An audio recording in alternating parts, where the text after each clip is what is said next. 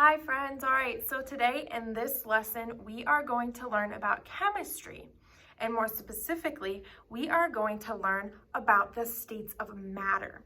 So there are 3 states of matter: solid, a liquid, and a gas. But today we're only really going to be talking about solid and liquid. And we will be using ice cream. So what we're going to do with our ice cream, so our ice cream is a solid right now because it's so cold and it's all frozen together and it creates a solid. But what we're going to do is we're going to melt it down into a liquid. And then, do we think that maybe we can turn it from a liquid back to a solid? All right, so with your class or with individually, what you guys are gonna do is you guys are gonna make a prediction and guess how long it'll take for our ice cream to melt.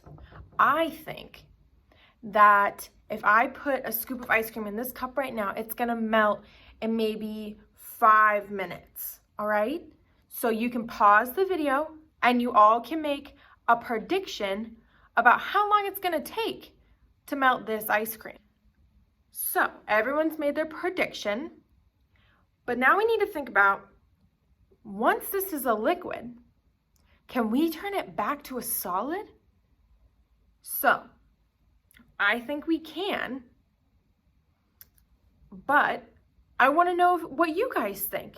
So you guys can pause the video and discuss, and you guys can talk about how we might turn our liquid ice cream back into a solid. All right, so here is my cup of solid ice cream, and I'm gonna set it off to the side. I'm gonna let it melt, just let it do its thing. But do we think that maybe there are some ways that we could speed up the melting process? Like, has anyone used a hairdryer before? Where when you have wet hair, you turn on your hairdryer and it blows hot air and it dries your hair faster. So you could use a hairdryer to speed up the melting process. You could also use a microwave.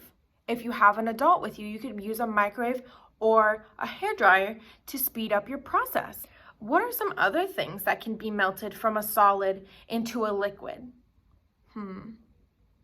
Like our ice cream here, we could melt an ice cube into a liquid. It would go from an ice cube form into water that you can drink.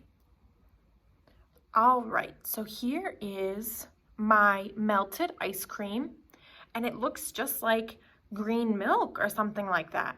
But now I'm wondering, how could we possibly turn this melted ice cream back into a solid ice cream?